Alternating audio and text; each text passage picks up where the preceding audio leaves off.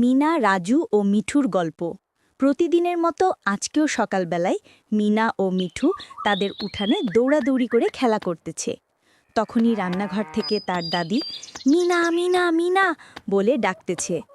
মিনা বলল, আসতেছি দাদি। তারপর মিনা দৌড়িয়ে দৌড়িয়ে তার দাদির কাছে চলে গেল এবং বলল, দাদি কি বলো?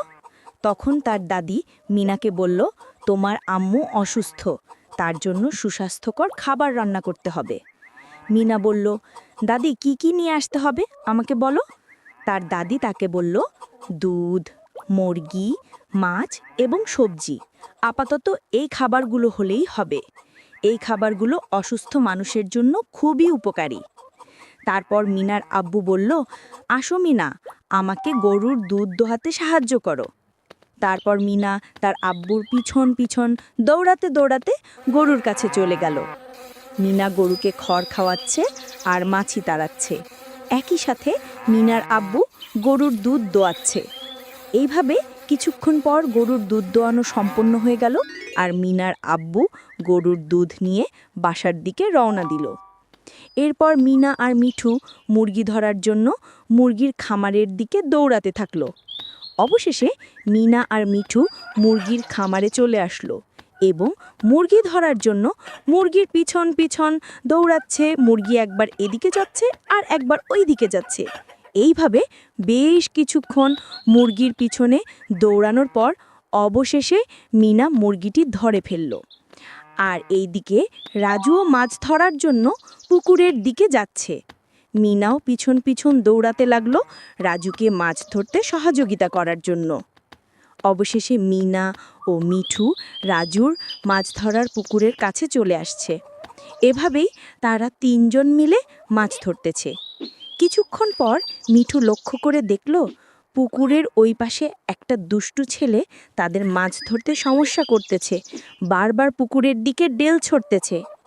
কিন্তু মিঠু সেই ডেল উড়ে গিয়ে ধরে তার দিকেই ছুঁড়ে মারতেছে। এভাবেই তাদের মাছ ধরা শেষ হয়ে গেলে মিনা এবং মিঠু সবজি আনার জন্য বাজারের দিকে যাওয়া শুরু করলো। মিনা দৌড়াতে দৌড়াতে লক্ষ্য করল রাস্তার বিভিন্ন জায়গায় গাছের গুঁড়ি এবং অনেক কিছু রাস্তায় পড়ে আছে। সেগুলো অতিক্রম করে লাফিয়ে লাফিয়ে বাজারের দিকে দৌড়াতেই থাকলো। কিন্তু বাজারে পৌঁছানোর আগেই হঠাৎ করে কালো অন্ধকার হয়ে আসতে লাগলো। মনে হয় ঝড় আসবে। অবশেষে তারা বাজারে চলে আসলো। দেখতে পেল তার বাবা ইতিমধ্যে বাজারে চলে আসছে, সাইকেল নিয়ে দোকানের সামনে দাঁড়িয়ে আছে। তারপর তারা বিভিন্ন সবজি কিনতে থাকলো, যেমন মিষ্টি কুমড়া, লাউ এবং করলা। বাজার করা শেষ হয়ে গেলে তাড়াতাড়ি মিনা তার বাবার সাইকেলের পিছনে উঠে বসলো এবং তার বাবা সেই ঝড়ের মধ্যে দিয়েই সাইকেল চালিয়ে সমস্ত বিপদ অতিক্রম করে তাড়াতাড়ি বাড়ির দিকে যাচ্ছে।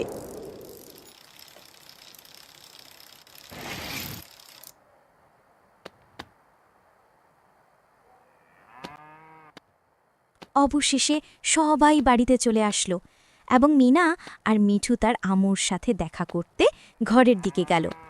দেখতে পেল তার আম্মু বারিন্দায় বসে আছে, সাথে রাজুও বসে আছে।